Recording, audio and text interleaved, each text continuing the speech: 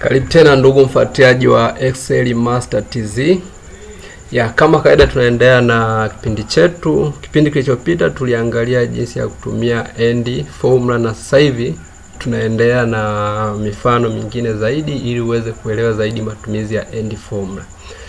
Kama kawaida, ni kwa hali tu ya kawaida Excel inatengeza logic za kawaida kabisa tunavyozielewa. Kwa mfano unaposema end, unaposema kitu fulani na kitu fulani, na maana unavizungumzia kwamba hivyo ni vitu ambavyo vinakidhi kriteria ya kufanana, kwamba kitu fulani na kitu fulani vyote vina sifa fulani, sifa ya kufanana, ndio maana kutumia neno end. Kwa sasa twende kwenye formula kama kawaida. Tunaanza na neno if. Tunaweka if end kama kawaida, if end. Then mimi sasa leo nataka nitumie hizi grade.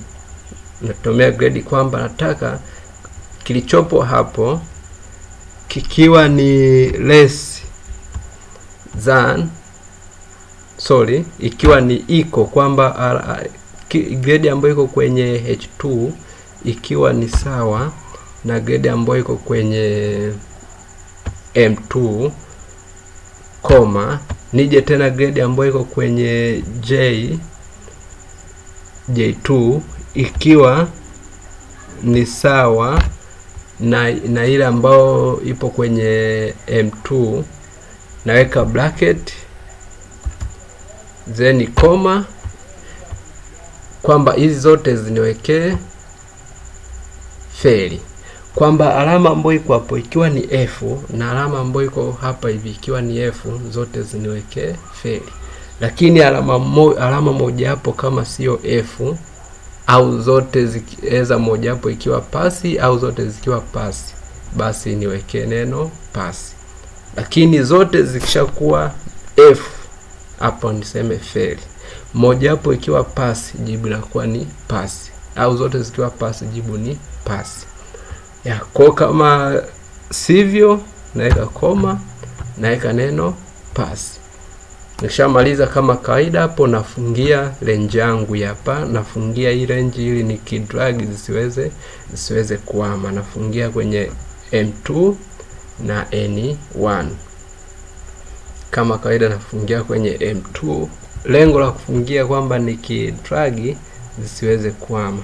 Kwa kama kawaida nafunga kama unavyoona hapo, ndugu mfuatiliaji wa channel yetu, nafunga kama kawaida hapo. Nishamaliza kufunga, napiga tu enter. Hapo inaniruhusu kwamba niongeze bracket, ilikuwa sijafunga, kona sinaikubalia ndio. Kwa hapo na drag kama kawaida,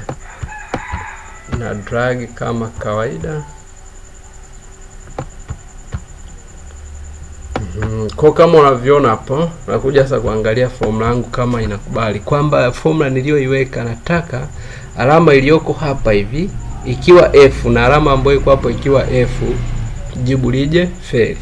Lakini moja hapo tu ikishakuwa na moja hapo ikiwa sio F, basi jibu lije pasi. Kwa mfano hapa nakuja kuhakikia hapa, kwa mfano hapa hivi, hapa ni F ndo imekuja feli. Lakini hapa moja hapo nikisema labda nifanye iwe D, tayari hapa imekuja pasi, kwamba moja hapo hajakidhi kigezo. Hii hapa hajakidhi kigezo, badala ya kuwa F imekuwa D. Kwa ile formula neno end, na maana nataka vyote vikidhi vigezo vya kuwa na F ndo jibu lije feli. Lakini moja hapo ikishagoma, basi na maana hajakidhi vigezo, jibu linakuja pasi.